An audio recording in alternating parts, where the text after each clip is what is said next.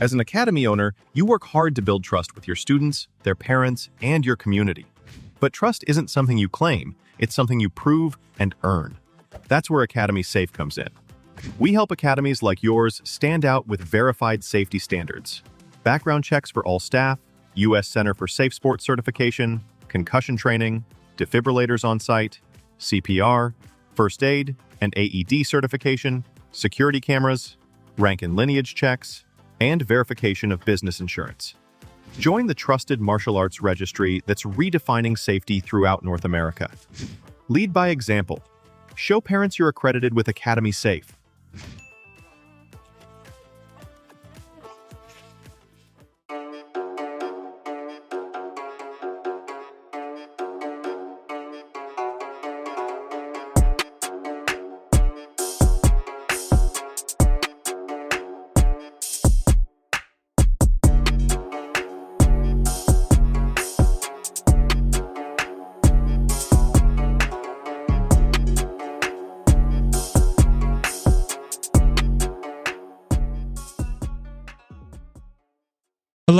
Hello, and welcome to My Empty Hands, a podcast about the martial arts, typically focused on Kempo, but we give love to all the martial arts around here.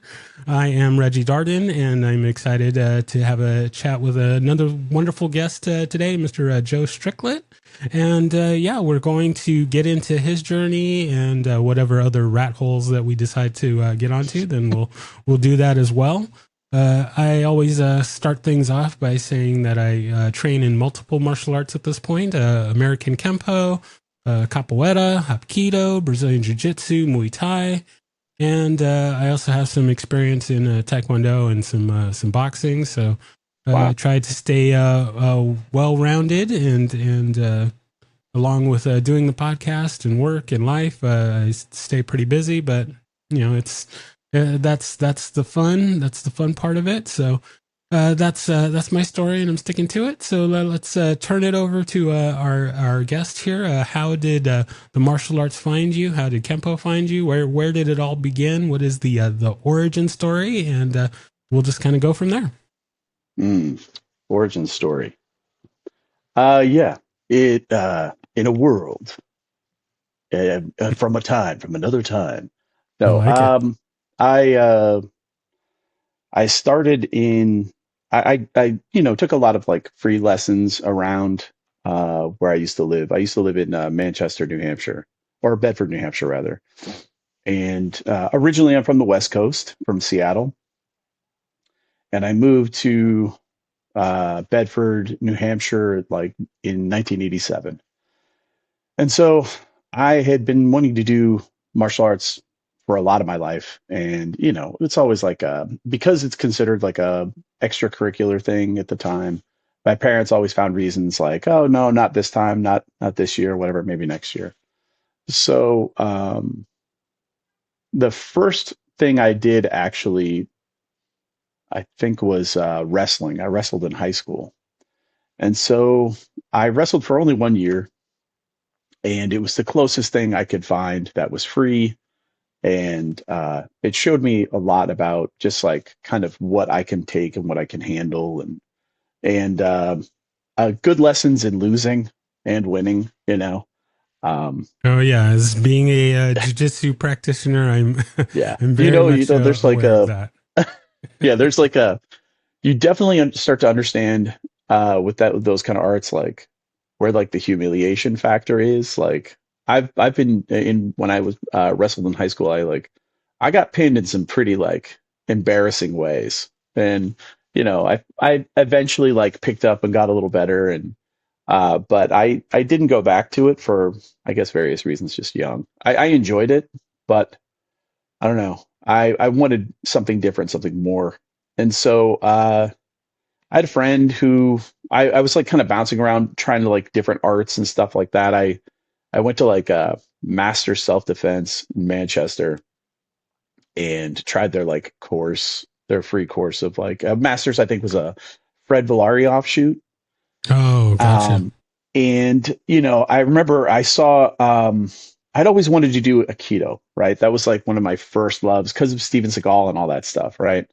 Well, that maybe not the first really it was I wanted to be a ninja first, and then Yeah, oh yeah. Aikido.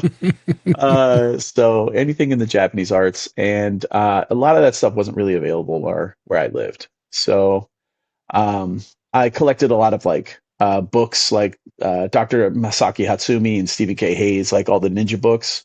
My God, I like read through all those. Jack Hoban, just like, and but I didn't really absorb a lot of that stuff, because like I think it's one thing to read, it's another thing to actually do and perform. So I tried some of the stuff out, but without somebody kind of like directing you and showing you, it was not very possible. So one of my friends in high school was doing Taekwondo, and I went to his, like, it was AITC in Manchester. And I remember going in, and I already had some of the kicks down and stuff like that. And his instructor said something weird to me, like, "Oh, we won't even start you at a yellow belt. You already know some of the kicks. We'll start you at like a yellow or orange." And I was like, that seemed kind of strange to me. So I was like, okay, yeah, cool. So I liked it, but I didn't like it. And then that same friend he was working at this sub shop, this sandwich shop called D'Angelo's. It's like a kind of a local chain in New England. And he's like, "Dude, I was working with this guy, and I think he does what you want to do." Because I had seen The Perfect Weapon, and that was like my main focus. Now I was like, how does that guy move that fast? Like Jeff Speakman's like throwing his hands everywhere. I was like, what is it? Like I've never heard of it, And knowing what I know now, actually, like years prior, in 1990, this was like 93 actually. And in 1990, I had seen a black belt, I think, or 1991, early 91, black belt did a retrospective of Ed Parker and had him on like in a Hawaiian shirt, like on the cover. Oh yeah. And I remember thinking to myself as a kid, I was like, what's the big deal about this like fat white haired guy? I had no idea. I was clueless, So my friend was like, "Yeah, this guy I'm working with, I'm making sandwiches with, he does Kempo." I'm like, okay, all right. So what is his deal? He's like, "Yeah, he's looking to train people. You want to learn?" And I'm like, where does he teach? Does he have a school? And he's like, "No, he teaches like out of his house." And I was like, that sounds affordable. Let me see what I can do. So in Manchester, there's a place called Steve White's or Manchester Kempo Karate, and it's owned by Steve White. He's been there for a really long time. And so that's how I met. Through this friend, I met my first instructor, which is Matt Hayes. So Matt Hayes, he did a number of things. He was originally, I think, from Boston, or at least from Massachusetts, and he had trained in Kempo at Steve White's, and he also joined the Guardian Angels, and he had some stories, his Guardian Angels stories, or I don't know. I don't know about anybody. Like, unless you're there, it's like as a kid, I was eating it up. I was like, oh my God, he's like, oh, I fought in the what was it, the riots in New York City, like during the Rodney King riots, in the garment district. I was like, there were riots. Oh my God, that's crazy. Yeah. I just like ate it up, So I started training with him, and we started in his kitchen. He had a tiny, like, a kitchen that probably wasn't bigger than like 7 feet by 10 feet. I did my yellow belt test there. I remember specifically, I think it was my yellow, maybe even my orange belt test before he actually got a school. And so he had broken off from Steve White's at his black belt test. So we went for his black belt. And leading up to his black belt, he was really, like, he had met Mr. Parker. Mr. Parker had come and done like seminars and stuff like that. And he had his own like little stories about meeting Mr. Parker. And I remember him like he was let's see. He had some story about Mr. Parker really liking how he had a Batman patch, and he was like, "Oh, that Batman patch is good at keeping kids' attention, when you're teaching them." Love that idea. Anyway, he was really hungry for information, because in those days before the internet, we had books and IKK and that stuff didn't come out. It didn't flow out like it does today. If you found a video like, Sophisticated Basics 1 and 2, like, holy cow, you were lucky. Or somebody taped somebody that one time. So he, Yeah, or the Panther production videos. yeah, the Panther Those were production videos. the gold mine. Yeah, Around they were so our expensive in neighborhood. those days for like a kid. I was like, I don't know, do I have $1,000 for the entire collection? Maybe I'll just get one video. And so uh, Matt Matt had gone for his black belt test, and he had asked his instructor Steve White. This is his story, so I'm just relaying the story. He had asked his instructor, "Is there any other information? Are there like books or journals or whatever?" And Steve had like a red book, or his version of a red book that had the standardized student information in it. He goes, "Nope, everything you need is right in there. There's no other information." And so I guess I don't know when that happened. Probably shortly before I met him. He had met Miss Doreen Cogliandro, right? And so Miss D'Arienzo, actually. So he had met her at the Boston Summer Open, which was a tournament she used to throw years back. For many years, she threw that. It's probably the same place where they're having the IKCs this year. Gotcha. And he had met her, and he started chatting her up, and was asking her all this stuff. And she's like, "Yeah, of course. There's the Infinite Insights, the Kempo books. There's this book. There's that book. There's the IKK has journals and all this stuff." And so he was heated. He was really heated. He went back for his black belt test, and when they got to the point where they're talking about the love, lies, whatever. If you wish to deny this belt or deny the information, whatever. And he denied his black belt at his test. Went through the whole test and denied it. And everybody was kind of in shock. And he went over to his backpack and he pulled out Infinite Insights and threw it on the ground. He's like, "You've been lying to us. There's so much more information out there." So I guess it was kind of in that time, in those days, where like certain instructors were like information hoarders, because information's power, right? You don't want somebody to know everything, because then, they're not going to want to keep learning from you for some reason. So, anyway, I started training with him, and I trained with him for a few years. I started in 1993. And I remember learning delayed sword and thinking like that technique like blew my mind. It was like, it's so silly, because it's like, you think about like, you step back, you block, kick, and you throw that hand sword out. And I was like, you step off the line of the attack. That makes so much sense. And you kick the guy to the groin, and it feeds this hand, and that's what makes it faster. Wow, that's amazing. And so I really loved it. And I was all about it. Is all I ever thought about and wanted to do. So, and then I eventually went to college, right? So I think I went to college in 97, and I graduated in 95, took a year off, and then decided to go, applied, and went in 97. And in that time, I think I got up to my blue belt, maybe my blue belt. And I continued to train. I would go back on the weekends occasionally. So I went to school in Brooklyn, New York. So it wasn't like super far away, and I was dating a girl at the time that she went to a school in Nyack, New York. So I would, go up there, and we would drive home and stuff like that. So I was really kind of dedicated to the idea of the IKKA, and that was the Kempo that I did. I didn't divert away, it was the way for me, right? And my first instructor was pretty critical, and critical of other guys who are, pretty well known.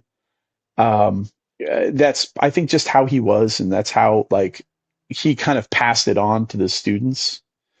So he reinforced basics, right? That was one of his real strong points. He reinforced mastering basics and how to really find certain things, find your stances, use your stances, utilize everything as you're working. But it was kind of like we didn't use a lot of contact, which was kind of strange. There was this weird saying, and I think this is kind of a New England thing. when you go through a technique and you might like make a little bit of heavy contact, nothing too bad. So be like, oh wow, that was great, good control. Or if you hit a little too hard, be like, ooh, watch your control. That was like a thing that would happen, like somebody gets tapped. And I was like, because I like between wrestling and I have a couple of brothers and we fought all the time, just like, Oh yeah, I've got older brothers as well, and yeah. we've Well, I was the oldest, so I tussles. was a bully. Oh, I was the youngest, so I was the punching bag. So, um, yeah, so I would, try my stuff out of my brothers, and we'd work out a little bit, and then some of the guys from class I went to school with, and so we would work out occasionally. But yeah, we kind of like by the time I got to college, I was like, what am I going to do? And so from a early belt age, I guess, like an underbelt, I was taught to help to teach. Like I was an assistant instructor, right? And because my instructor Matt had or Mr. Hayes, he had a small school. He didn't have any black belts under him. He was the only black belt, and so uh, there were only a few people that were a slightly higher rank than I was, and so we all just started taking on these roles with new students coming in. He would kind of like put it to us to help instruct them and help correct their motion and stuff like that, which I think kind of led to my love and understanding of teaching, because you learn so much more when when you teach. oh, definitely. It's so eye opening, the things you see, all different belt levels. Um, and so I'm in college now, and I'm trying to figure out what to do. And so I decided to teach, and I started teaching a couple of friends and stuff like that. But college is like so wishy washy. People commit, they don't commit, they hang out, they do stuff. That it's so casual. And I was trying to be like rigid, and it just didn't. It was like I went to art school. It was like a bunch of art nerds. So and then as time went on, I started just training by myself. I was going back to New Hampshire less and less, and I was training by myself. And it was like it's weird in New York City proper. There's like no Kempo schools. There was like, let's see. I think there was one up in the Bronx.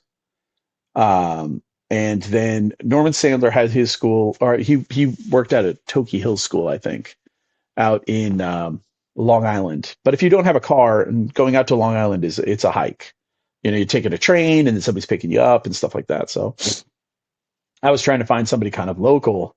And little did I know that at that very same time, actually, he had already moved out, I think. But Juan Serrano lived in Brooklyn and was kind of like, I think he went out in 97 or 98 or 99, something like that. He went out to Pasadena, and that's where he started his journey. But we were like, and his friend. It's a small world. It is. Yeah. His friend, a friend of mine now, Marshall Rao, also ended up going out in, I think, 97, 98, something like that, out to California, and got into Kempo. And he got together with Mr. Kongaika, and that he was with him for a long time. So let's see. I did that, and then I was training by myself, trying to find somebody. I was interviewing instructors as a green belt. I was or as a brown belt. Maybe I was brown belt. Yeah, I was a brown belt at this point. And I was interviewing instructors. Like I would go to a school if I found somebody who taught, and I'd be like, okay, what can you teach me?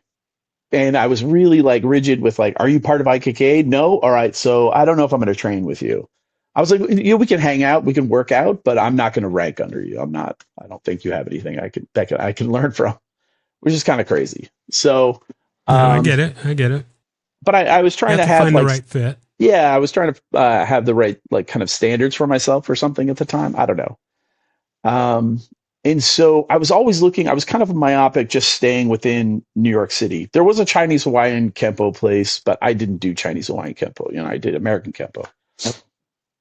So I decided to look over into New Jersey, which seems kind of crazy because you think if you go out to Long Island, why wouldn't you go out to Long Island, not New Jersey? And actually, New Jersey is kind of closer. It's a short bus ride there or a short car ride across the river. And so I found a Kempo school out of the phone book because that's kind of how you found it in those days. It was 2005. So there were like schools online, and stuff. But and so I reached out to Francisco Vigaru. And so I had seen I saw his name in the phone book, and I was like, okay, I'll call him. I made an appointment.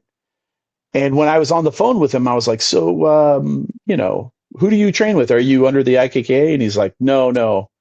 I'm with the LTKK. I'm with Larry Tatum. And I was like, oh,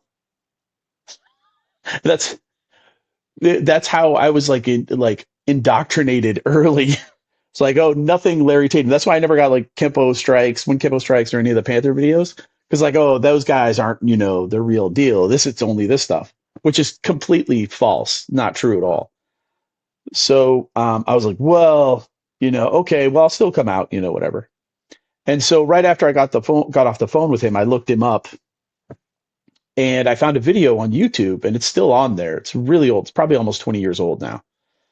And it was of him and one of his students, Humberto Narvaez, in Venezuela.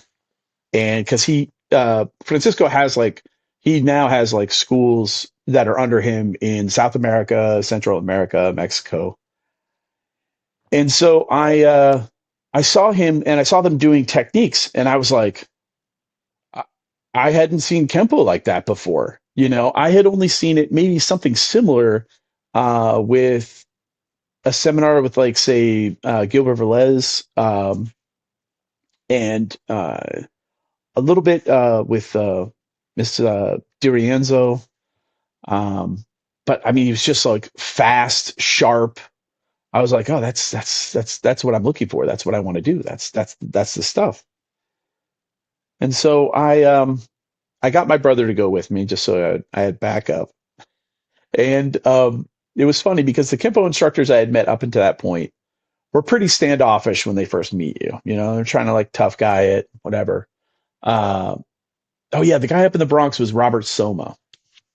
I don't know if he has a school up there anymore, but I went up to his school and I checked it out. And he and I didn't, match. And so one of the interesting things about Francisco's school at the time is it was a below ground school. So you had to go downstairs. And I was like, wow, this is that's one thing I have to say, not to divert too much, but in New York City, I think it's challenging for martial arts schools because ground floor like storefronts are crazy expensive. Crazy expensive. And the ones that can afford it have big backing, like Gracie's or whatever, they have big backing. So a lot of them are like second and third floors. You go to Chinatown or, Midtown or there's a few in Brooklyn you can get some small storefronts, but it's really, really expensive. The rent is crazy. So that results in people having really tiny karate schools that they can afford, or they go up upstairs to a second or third floor, or down to like a basement. Now, one of the things I find fascinating is they have students. And to me, if I didn't know anything about like martial arts, right? Walking by, because I did this when I was younger, walking by, you want to stare in the window and watch. But going up going up like 2 flights to a door where there's no window looking into the class, or going down to a basement, that's terrifying. That takes a lot of guts to be like, you know what, I really want to do this. And so I got that pang when we got to his like studio, and I looked down the stairs and I'm like, all right, okay, let's do this. We go downstairs, and I look over and I'm like, oh, hi, Mr. Viguru, I'm Joe. I have the appointment or whatever. And he's like, oh, hey, how's it going? Nice to meet you. He walks across the room, gives me a handshake, a big hug. Oh yeah, you guys want to train? He was super duper nice. He was super nice. And it like really kind of like put me off a little. I was like, wow, this guy's really nice. I figured he'd be like, you know, a tough guy and just like, you know, okay, yeah, you guys want to train? All right, fine. You know, give you the whole kind of attitude. No attitude, no ego, you know, really friendly. And that was a start of somebody I ended up training with for a really long time, about 20 years, 18, 20 years, something like that. And uh, yeah, I went to, let's see, what was it? I think one of the first times I was ever like officially out of the country for a long time. Like I had gone to Canada for a day or two and came back for a day and came back, right? With some friends. But Francisco was like, "Hey, you should come with me to Caracas, to Venezuela, where there's a big tournament and seminars." He goes, You could work with me. You want to do that?" And I was like, yeah, I mean, okay, yeah, sure." And I had tested for my second degree brown, and so I was a second degree brown or a third degree brown, I forget. No, I was a second degree. I was working on third, and he had, when he, after our first couple of classes, he asked me why I wasn't a black belt. I'm like, "What do you mean?" And he was like, "You know, you move really well. Why aren't you a black belt?" And I'm like, "I'm not really about rank. I never have been." And you know, my other instructor was pretty rigid with timing and stuff like that. And then I had this a number of years of just training by myself. So I wasn't looking for rank. I was just looking for knowledge. And so he we go to Venezuela. So you know, we get to Venezuela. It's a totally different world to me. It was beautiful um, and different, and the food was amazing. Oh my God. Oh Um, yeah, I know the food. and it was actually an international tournament. There was like all different schools from South America were there. So like Chile comes in, and um, I don't think Colombia was there, but like there was like a couple of Venezuela and Argentina. It was amazing. And they all represented their countries in different ways. They did dances and stuff like that. And then they were have like, I don't know if you've ever been to South America or to Mexico. Those guys are like some really fierce like tournament fighters, like really fierce. Some of the best I've ever seen. They're very fast, and that's one of the things they absolutely love. It's kind of like they all do kempo down there, but one of the things they love is competition. They love doing like, you know, it was kind of around the same time where like extreme martial arts were on the rise, and people were doing like jumps and flips and, you know, doing all that stuff. A lot of acrobatic martial arts, and these kids down there were doing that like with their kempo. So they were doing kempo forms and then throwing in other stuff. Um, and so it was quite a sight to see. And I was just walking around and I was treated incredibly well. Everybody, I think Jose Aponte was the person who threw the tournament. And that was the first time I met Frank Soto. So I met Frank Soto, and I was sitting there and I felt like, you know, I was so thankful that he also spoke English. I was like, "Oh, this is great. You know, it's somebody else I can talk to." Um, but yeah, the people are amazing. I think Francisco and I did a ton of seminars in over like 2 days, 2.5 days. And, and then at one of the final seminars, he had everybody, come, like it was like 400 people or something like that, come to this one main area that we had done our first seminar together in the day before. And he called me up and he promoted me to first degree black in front of everybody. And it was super emotional for me because like leading up to that, I had thought you know, yeah, I don't know, you know, you feel like I felt like I was probably going to get my first degree black from my original instructor. I don't know why I was like crossed wires like that, right? But I thought like, oh, this is the way, you know. And then he promoted me to first black, and I was like, oh my God, it didn't happen like I thought it was going to happen. So this is like something totally different. And I was really emotional about it, but not in a bad way. I was just like really touched. The whole ceremony, everything was really great. He does this really great belt ceremony that I'm a huge fan of. He, you both get down on your knees, right? And he takes the belt off of you, and he does this thing where he grabs it, puts his hand on your chest, and boom, pulls it off. Then he takes off his belt and he puts it on me. So now I'm sitting there with like a 6th or 7th degree belt on, and I'm like, and he puts on my 1st degree black, and then we salute and we just meditate for a second, and then he takes it off, takes mine off, and it's like a transfer. It's symbolic as a transfer of knowledge from him to me, and I was super moved by this. I had no idea. I was like, oh my God, I'd never seen like such a touching, emotionally charged belt ceremony. It felt very personal, you know. Um, and then we hugged. I thanked him. There's all these people cheering, and then he invited whoever wanted to come up and kick me could. And there were like 15 instructors. I was like, okay, here we go. And I think like 10 guys or something like that kicked me. And they all get, like, some guys jump kicked me, So it was pretty rocking. Yeah, so that was an incredible experience. And when I got back, my brother ended up having like a barbecue, right? And some of my friends were like, "Oh, dude, I heard you got your black belt. You're like, now you can like kill me, whatever." I'm like, "No, I could kill you before. Killing's easy, you know. And now I can not kill you, Exactly.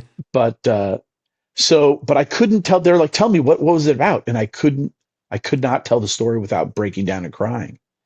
It was like just this really weird emotional wave that would hit me, and it took me a while to be able to like get it out. And I think it was like years of training by myself, the expectations of, how you are when you're coming up through the ranks, of what you think you're going to be, how you think it's going to happen, you know. And then, when it does happen, you're flooded with different emotions where you're, excited, you're exhausted, you're kind of just emotionally drained, and you're still trying to be in the moment and like, recognize all of it. So yeah, I really like enjoyed it. I cherished that moment. It was really incredible, and so I started traveling with him when he would do seminars abroad. So we went to Spain together. We went to Chile a few times. So I started, just traveling with him. We went to the UK as well. And each time was this really crazy learning experience. And then in 2011, right after my 3rd degree test, I got my 3rd degree in February, and we went in March to my first time in Chile. And so from Chile, we went to Viña del Mar and Villa Alemana, and I forget, maybe Valparaiso. Yeah, I think Valparaiso. But I think the event was in Viña del Mar, I think. And he wanted me to teach, and it was the first time he'd asked me to actually teach instead of just being, assisting. And oh, actually, can I backtrack one quick note? Of course. So back to Venezuela, right? In one of the seminars, I'll tell 2 quick stories. In one of the seminars, I go in, and there is like 4th degree, 5th degree, 6th degree, 3rd degree, and I'm like, I got this like brown belt on. I haven't been promoted yet, and I'm like, okay, this is pretty good. And so like there is a level of contact that he uses for, a beginner's class, an intermediate class, and then advanced black. And by the time you're in advanced black, he's making like a lot of contact, right? So he starts going through the technique deceptive panther, right? The brown belt technique. And he's hitting me with it, whatever. And then he makes I think he does protecting fans as a separate example, right? And he pops me right in the forehead. I'm like, whoa, all right, this is crazy.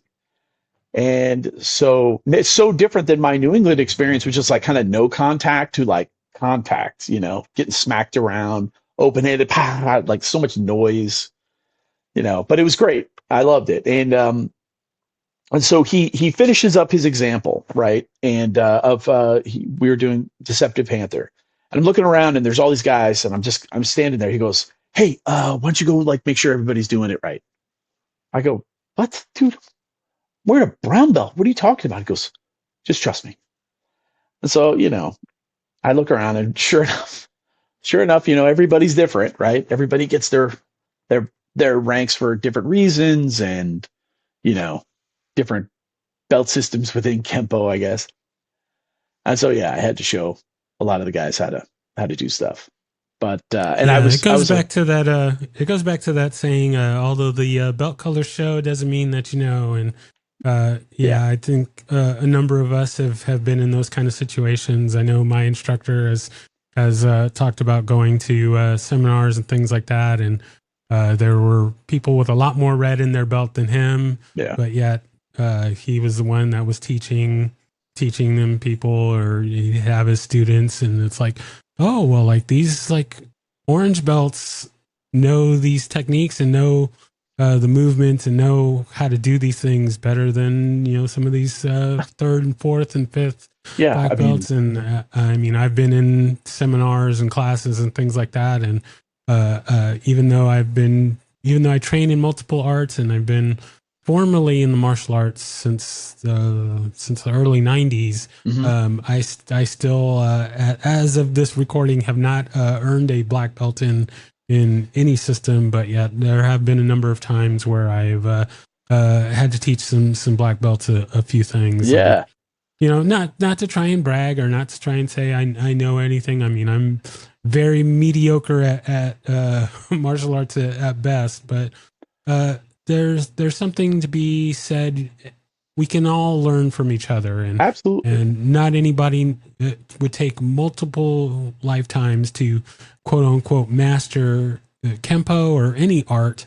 So to think that, oh well, just because I have these bars or these stripes or Right. whatever, that I know more than anybody, it doesn't work that way. It You can learn it something definitely from doesn't. everybody. It So definitely doesn't. I mean, I think when you look at the way well, I won't get into the ranking system, but yeah, I've been in tons of situations, and that was my first time though, because I was taught like the hierarchy was important, you know, and I didn't, in that moment, I wasn't going to go there and be disrespectful or anything like that. Somebody, who knows how somebody got something, how they got the information or didn't have a technique or forgot it or whatever.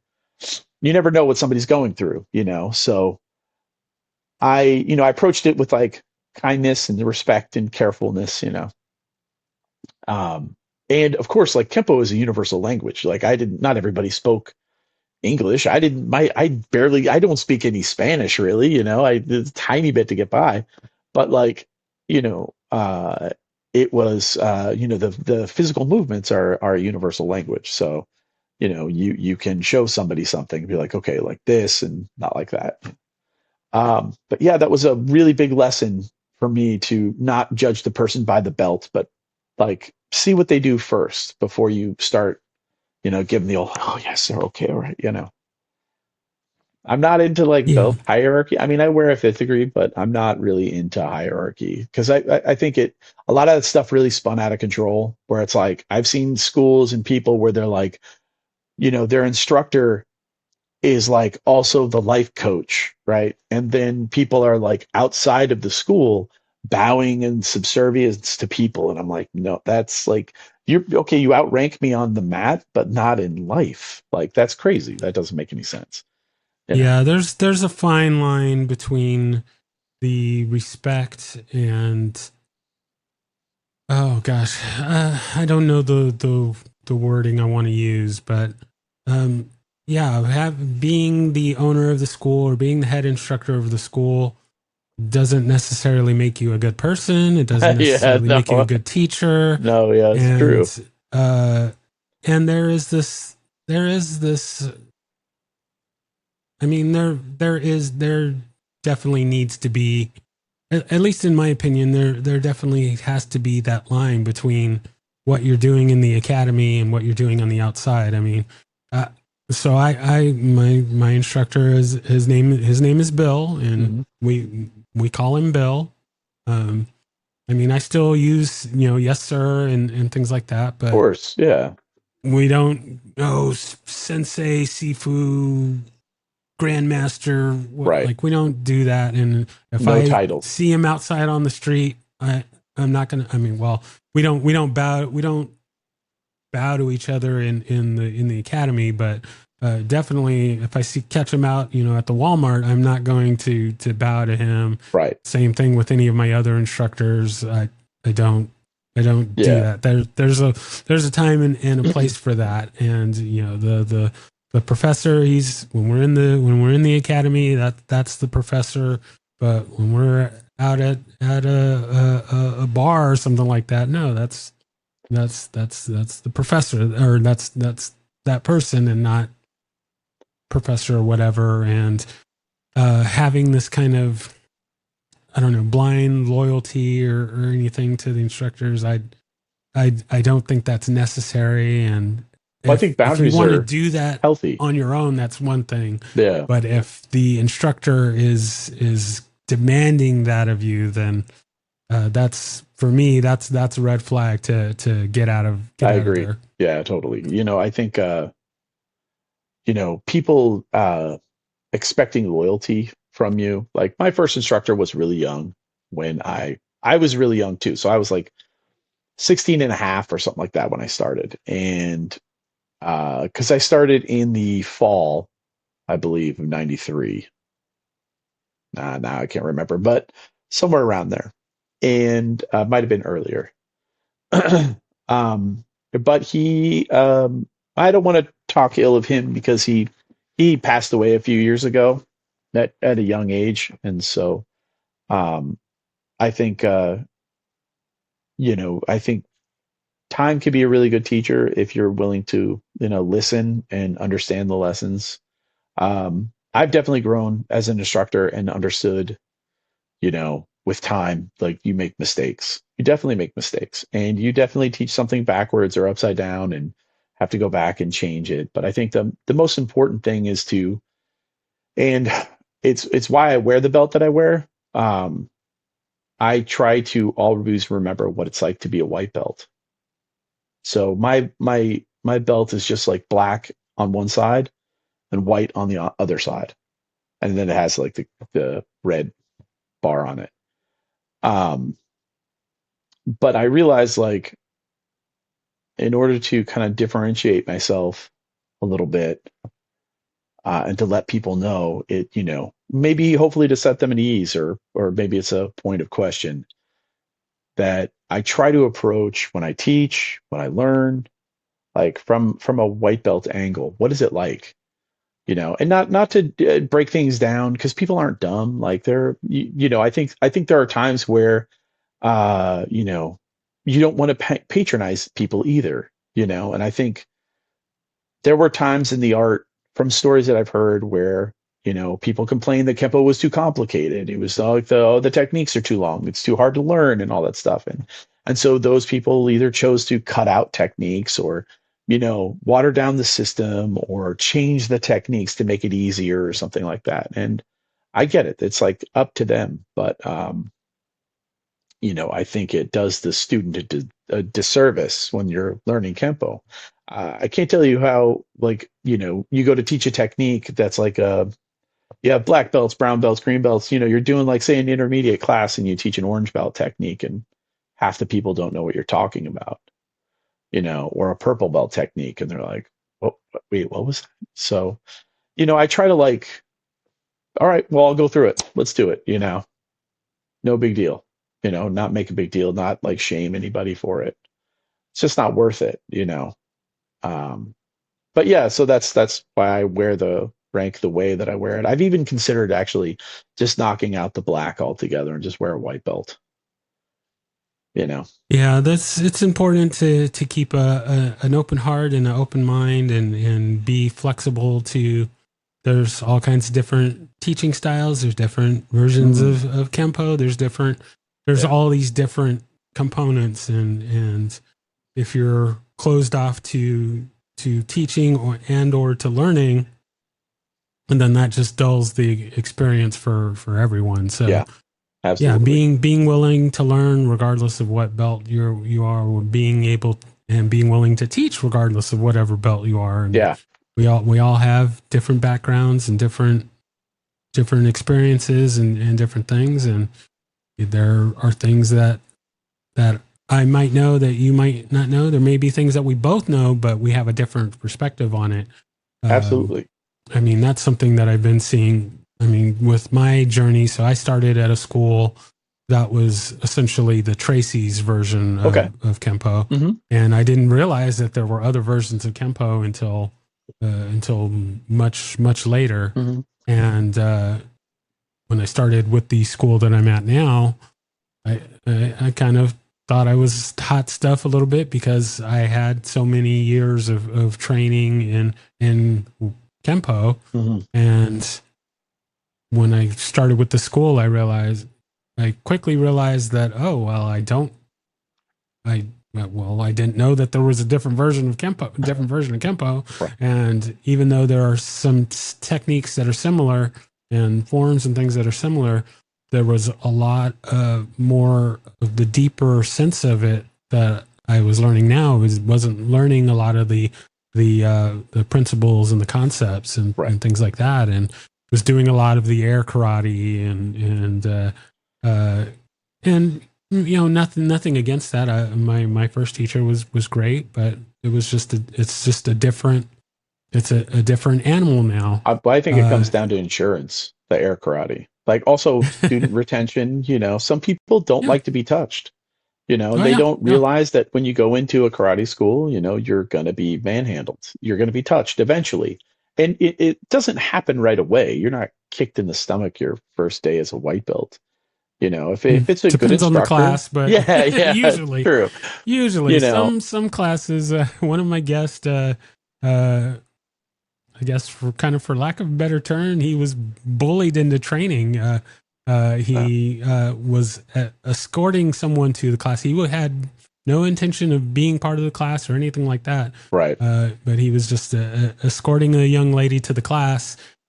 She ended up not taking the class, and as he was trying to exit, the instructor forced him back into the building, Yeah. onto the mats, and proceeded to whoop up on him.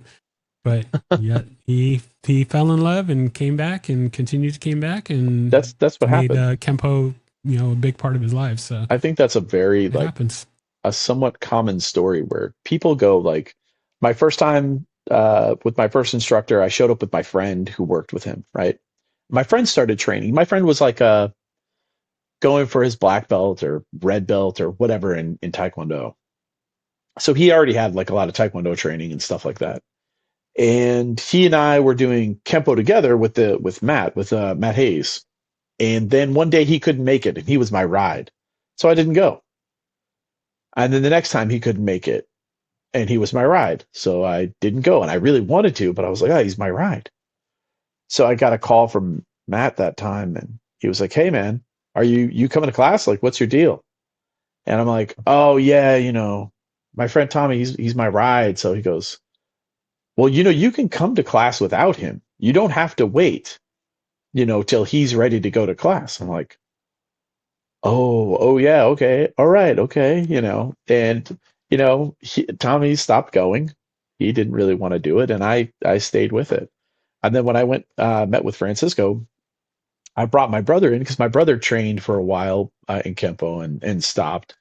And then he started training with me at Francisco's, and then he like eventually was like, "No, I'm good. I'm gonna go do my single guy thing." And so, um, he went and did his thing, and I was doing it at one point. I was doing it like 4 days a week, and it was affecting my relationship at the time because I was, I'd go from work straight to Kempo, and Kempo didn't start like, especially back in those days. Francisco would do the adults class was like an 8 o'clock class, I think, 7 or 8 o'clock, Yeah. but it was we call it like Chilean time.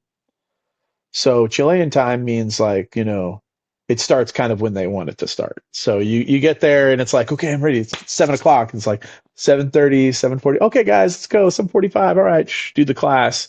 And then you do the class, and then there's like the class goes on a little longer, or you're like hanging out and talking, and then by the time you get home, it's like 10:30. It's like, okay. So, but I had that was in the old days, it was a lot of fun. And then, he moved his school a couple of times. Um, and yeah, he and I, like, were, we traveled around and did a lot of stuff together. And then last year, I think it was last year or the year before, something like that, I decided to kind of go out on my own.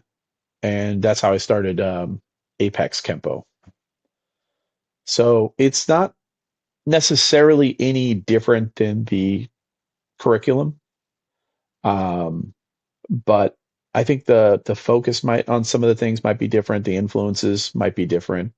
Um, I'm not incorporating other arts or anything like that. I think it's just the emphasis that I'm putting on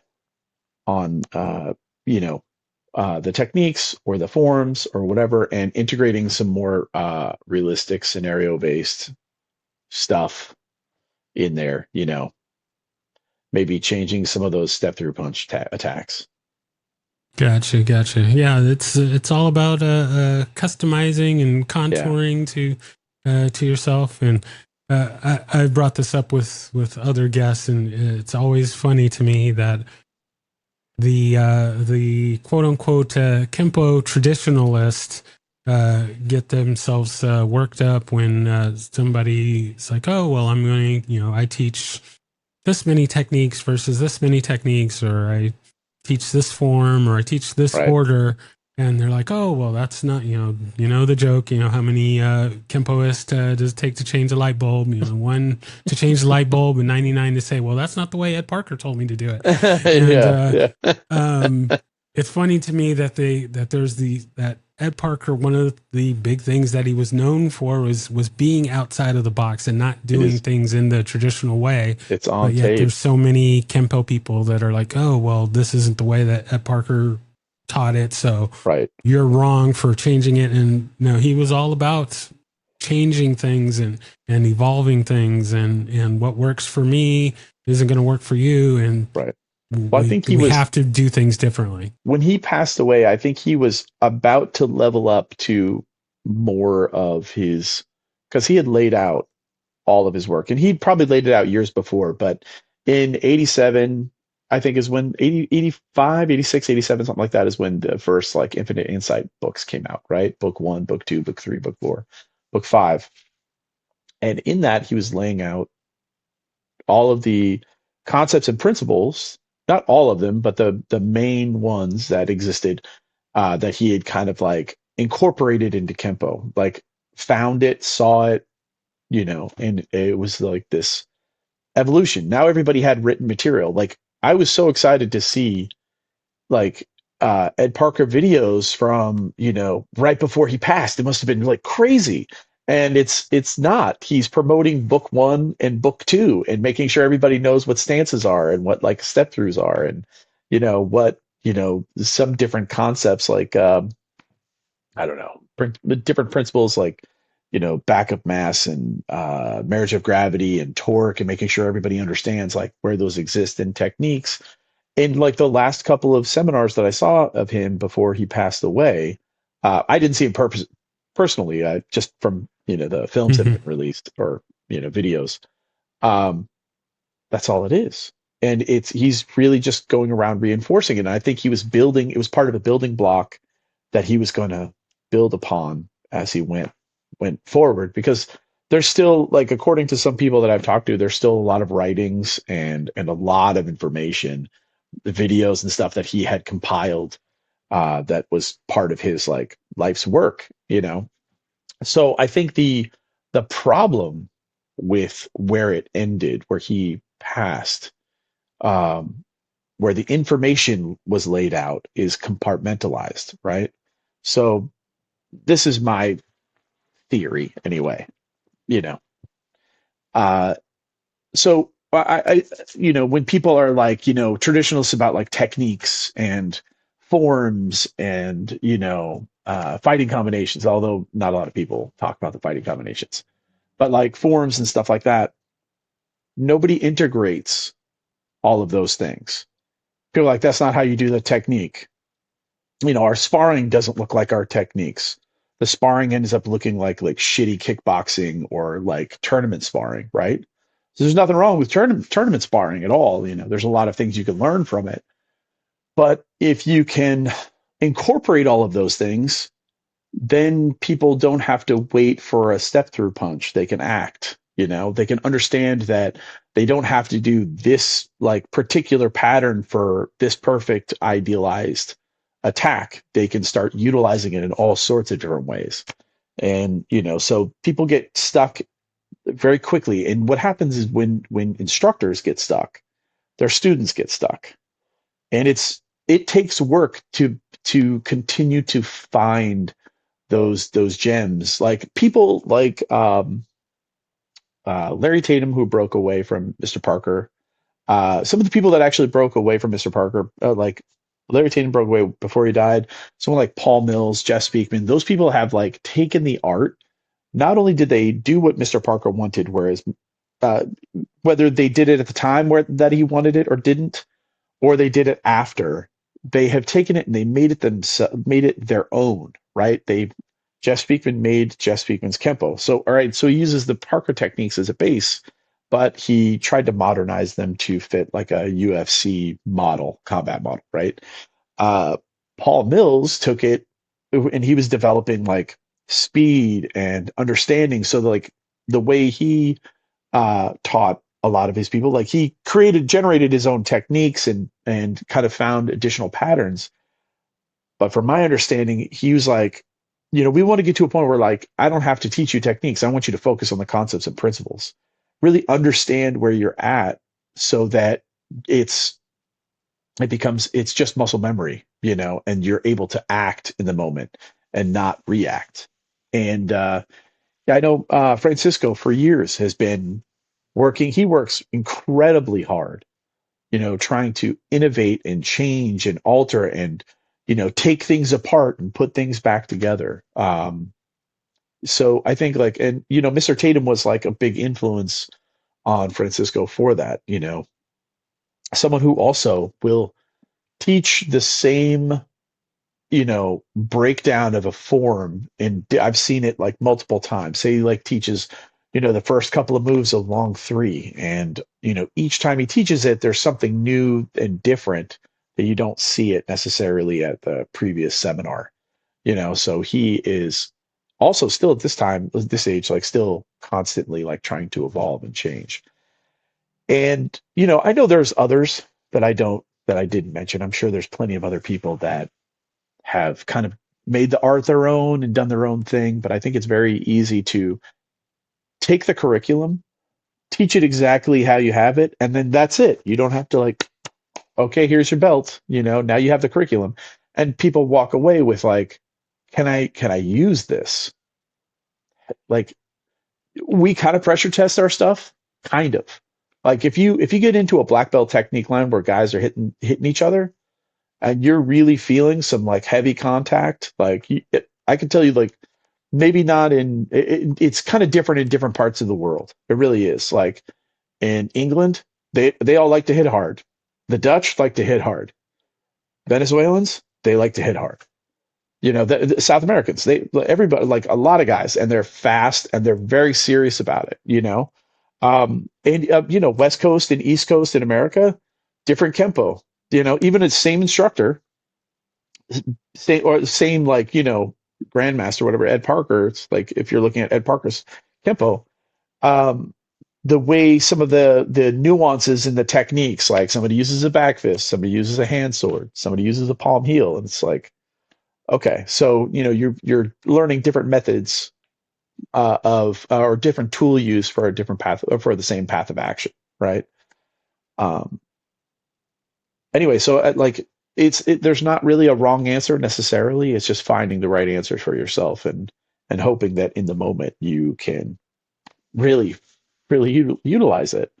And so that's kind of like the focus that I'm moving towards is developing techniques and drills and stuff to fully pressure test Kempo in the best way possible. Because I know it comes under tons of critique from other arts and other people, MMA, BJJ, like you get those guys in the comments and all the other keyboard warriors. The way I look at it is Kempo is very unconventional in a lot of ways, the way you hit, right? There's not too many arts that you see use a upward lifting forearm underneath somebody's chin, right? Now, you take a guy like Boss Rutan, who just did an interview with Jesse Einkemp or Enkamp, Mhm. right? And he's hitting the bag with his forearms. He's like bang, and he's talking about like punching straight and saying that he's giving you like giving tips of how he hits and how he learned to become more unconventional in MMA so that he could gain his own edge. And so he hits with the forearm. You rock somebody with a forearm. People aren't used to that. They're expecting you to take your fists and hit him in the head, hit him in the gut, kick him in, maybe kick him in the legs, maybe. But if you start buckling people, like there's the Aiki Jiu-Jitsu part of Kempo is really interesting to me. The buckling, the throwing, the takedowns, some of the judo, that stuff is really interesting to me because it does work. I've used it in sparring. I've taken people very quickly out with a front crossover. Like you, people put that weight on their kicking leg, they lift that up just a little bit, and if you're able to snag it, with a front crossover going or a rear crossover going in reverse, whatever, and you sweep it, say just a sweep, you can take somebody's foot right out from under them and they'll lay right out, you know, um, or spread them out just enough to get your advantage. So I think that there's a lot to look at, and I'm all for like I've been kind of playing with a few different arts on the side. Um, I went to a seminar with Mal Morney, who does Silat. Is some of the greatest. His Silat looks like Kempo to me. It doesn't look like other arts of Yeah. other Silat arts, and and jujitsu in its own right is also like an incredible teacher. You know, um, I think these are all tools. That if you learn to use them, like I don't think you can use. There's just I don't know what it is. There's things about Kempo that I don't think you can use in a sparring session that's not going to really hurt somebody. Like I know I said that like upper lifting forearm. If you catch somebody with that as they're like coming down, you know, that's it's not the be all end all, but like if you start hitting in a sparring session like we do in Kempo when it's less controlled, I don't know. I think it'd be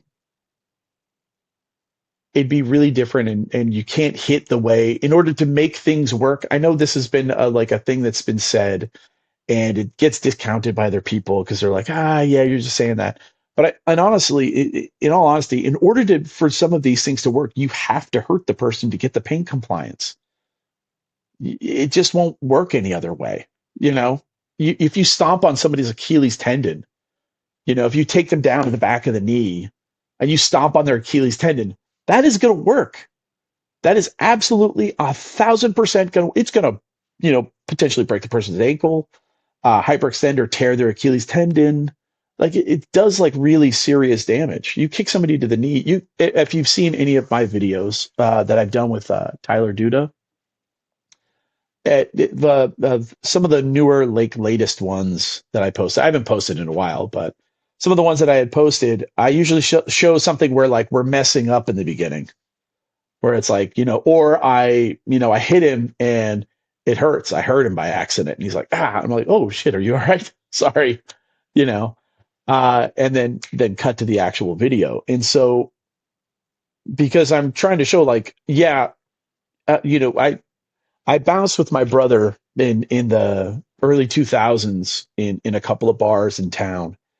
And I learned a lot. I didn't get into like, I wasn't one of those bouncers that we got into tons of fights. We didn't have to because we were able to move people out before we needed to. I think, but I got an understanding of like working in tight spaces with lots of people around and trying to be as efficient and economic with my motion as possible, and prevent things before they get, like if you want to get into a knockdown drag out fight, it's where you can do that wherever, but I think like really trying to prevent that stuff before it happens, trying to see it before it happens and nip it in the bud as quickly as possible is an art in unto itself, anyway. Exactly. No, well said. Yeah, it there's a lot of components that it has to, just like kind of we said before, it has to be tailored and customized, and it's not a one size fits all, No. and there are things that it's not about, oh well, this technique works or doesn't work. It's like, well, how do you make it work? Right. Everything works if you make it work. Yeah. And it's about continually growing, continually evolving, breaking things down, and learning and growing from there, and not just kind of taking things at the book value, the standard value. So, right. So yeah, that's important. So we've flying through our time here. We've got so many things to get to. No, that's I love having the conversations and hearing the different perspectives and things like that. Not just in the Kempo world, but in the martial arts world, we're kind of scattered and we don't always see eye to eye. So it's good to get everybody's different perspective and thoughts. I agree. And maybe we can come to a spot where we have a little more unity and we can learn and grow from each other. But so we are going to go into what I call our lightning round here. Got a few little wrap up questions for you, and then that will close out our time for today. Sure. So the first question being, do you have a favorite technique? Yeah. Well, I mean, I could. So yeah, you know what? I'll just say this is not. I'm not lightning enough. Obviously, I'm one of the first Kempo people that's not fast enough. Only in name. It's lightning only in name because I think my favorite technique is most likely delayed sword for its simple approach, and there's so many lessons in delayed sword that you can teach a seminar on it, like a couple of seminars, Agreed. So I think that, and I think there's a reason why it's the number one technique, the foundational technique that you learn. Yeah, it speaks to me. I mean, really, I want to say like, okay, concepts and principles and stuff like that. But as far as like straight up techniques, yeah. But I try to do the techniques that I'm not good at. I try to make the ones like, I try to do like dominating circles. I hate that technique, but I work hard at trying to make that technique work, because if you can get it to work, it's a really incredible technique. And I know like sequence wise, you're never going to pull this X, Y, and Z off. And I also know that, there's so many, like, it's so ironic to me to hear like boxers and other people say like, oh, you get to hit a guy 10 times. And then you see somebody doing a boxing combination that they learned. And it's like 1, 2, 3, 4, 5, 6, duck, duck, boom, boom, boom, boom, boom, boom, boom, boom, boom, boom, boom. And that's like one set. And then they go back and do it again. I'm like, okay, yeah. Come play with us sometime. Exactly. All right. Next question. Do you have a favorite form and or set?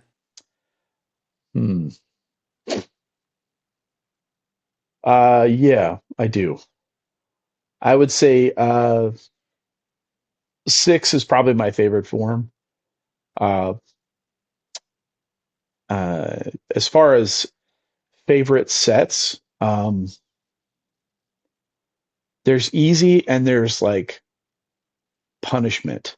And I think the most punishing set, what do you think of the most punishing set is for you?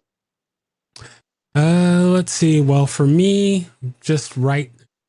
This is very specific to the timing, but for me right now, kicking set 2 Yeah. is problematic. One, because I injured my knee. I'm pretty sure I tore my MCL, Oh, and so I'm sorry, that sucks. getting around getting around kicking is not been super fun for me right now. Right. Uh, but just in, I guess the other part of it is it's full of kicks nobody likes to do. I mean, I I will challenge anybody to explain the benefits of a rear chicken kick uh, to me that makes sense. So Well, I'm sure there's going to be I'll some I'll internet tell people you. that are gonna hit me up, and that's No, fine. no, You no. know where to find me. But Rear chicken kick use in snaking talon. So the first time I learned snaking talon, this is like two people learning two different versions of the techniques. First time mhm. I learned snaking talon, do the front kick and then you turn and you do a rear chicken kick. You go left, right. And so when I went to Francisco's class for the first time, we were going through techniques and they had learned it as 1, 2, kick, and then turn and rear right shuffle kick because it sets them up for their extension. And I did a rear chicken kick and hit somebody in the chest and the face, and they were like, "Whoa!" They weren't ready for it. So you can catch somebody by surprise with it. I think it's one of those kicks I used to love back in the day when I could kick way over my head and kick all day, every day. I was more like for a Kempoist, I was more of a Taekwondo stylist because I loved kicking so much.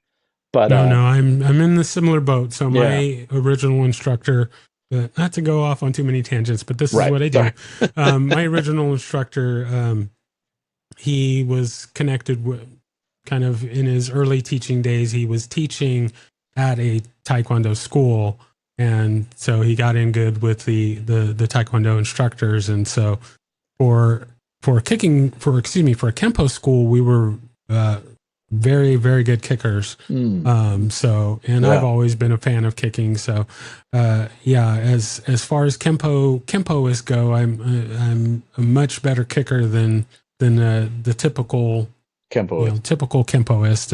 And Not even to as a toot my own kicker, horn or anything. kicking set 2 is incredibly challenging. Oh yeah, It yeah. is. You can It's get a brutal. workout. Yeah. Get a workout when you go through that. So did we get to your favorite set, or do you have Uh, one? yeah. No, I think my favorite set would be it's the hardest set is kicking set 2. So I think it's my favorite. I do it the absolute worst. I'm terrible at it. And that's one of the You reasons haven't why seen I like mine, it. so Coordination. I just recently taught coordination set 2, and it's like I told my student, I was like, this is the most karate thing we do. Coordination set 1. Sorry, coordination set 1, because it's block punch, kick punch, boom, boom, boom, and it's like it feels very linear. You know. hmm Anyway, hmm so yeah, Gotcha. Very nice. All yeah, right. Next question. Do you have a favorite weapon? yeah. I do. Uh, I'll be a jerk and say my mind, but really, Hey, that's a great answer. no, That's You can't do anything else you got to be without it. So able to innovate. But I'm obsessed with like I design a lot of like training knives and knives on the side. So edged weapons I'm fascinated with. They're a just an awful thing to encounter. I would not from a little box cutter to something more scary. It's just terrifying, and the damage it does is like really devastating. So, as far as a force multiplier, for me would be a knife all the way. Favorite tool. very nice. Very nice. Very nice. Like it. All right. Last question. If there's anyone that you could train with, living or dead, fictional or non-fictional, besides Ed Parker, who would that be?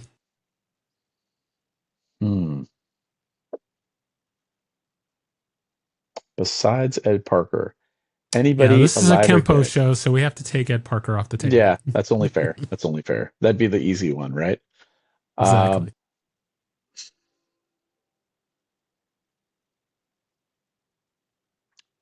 Man, that's a tough question because there's so many like really great martial artists out there, you know, that so many people I haven't trained with yet, whether in Kempo or not in Kempo. I think, you know what? I'm going to say this one because this person has remained a mystery for the type of Kempo that they developed under Ed Parker would probably be Paul Mills. And because there is a way that he was able to generate speed and power that I think actually, nobody will probably admit this because of the fealty that all Kempoists pay to, Ed Parker and, the main guy, right? The thing is, the most important thing I think an instructor wants when they are instructing, when, as a teacher, I don't want to be the best one. I want the people I'm training to be the best, right? So I think like he found, or however they found each other, Paul Mills learned what Ed was teaching, and he took his like gunfighter, like, competition stuff and understood like timing and speed and took it to another level. And I don't think Mr. Parker was fast, but I don't think he was. It's in the tapes. Like, I don't see it as the same, but similar, slightly different styles. The way Paul Mills moved and the way Mr. Parker moved are different, definitely different, similar, but different. But I feel like Mr. Parker would agree with me that, Yeah, no, some of his that's students, he wanted them to be better than him. He didn't want to be the best. yeah, Yeah. no, that's the thing. I think with uh, any teacher wants their, or I think that any teacher should want their students to be better than them.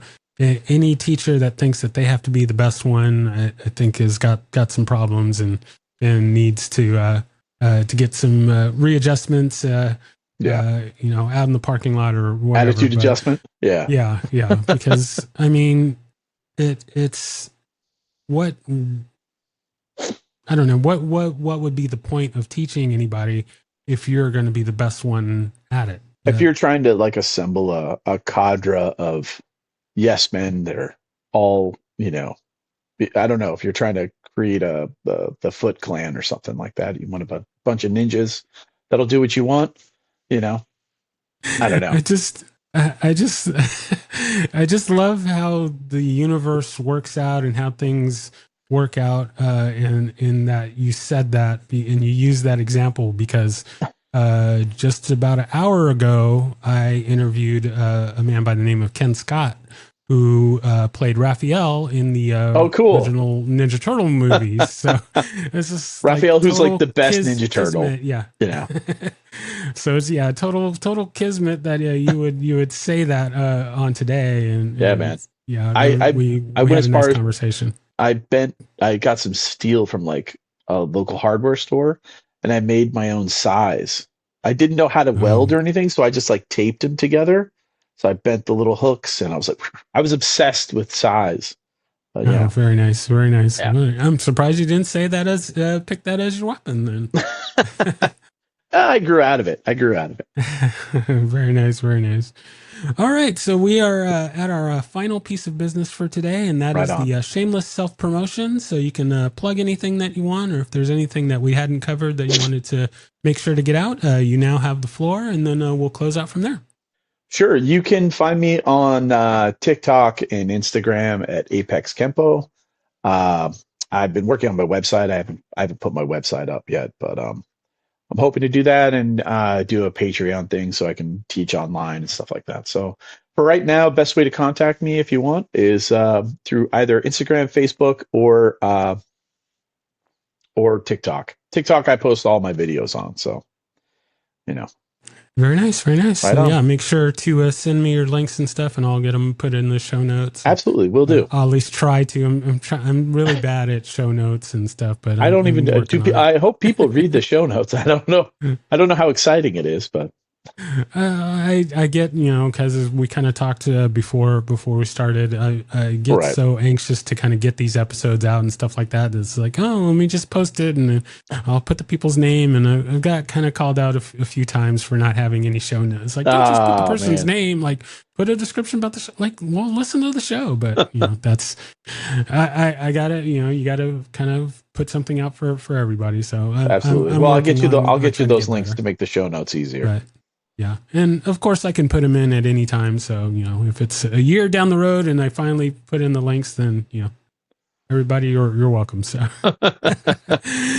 well, yeah, no, I thank you so much for taking thank the time you. to be on and sharing your story. And Absolutely. you definitely have an open invitation to be back on, and we'll get into more things. Oh yeah. But yeah, I thank you so much for being on. And I think, thanks for having the listeners will enjoy this, and yeah, we will, talk again soon. So Absolutely. thank you.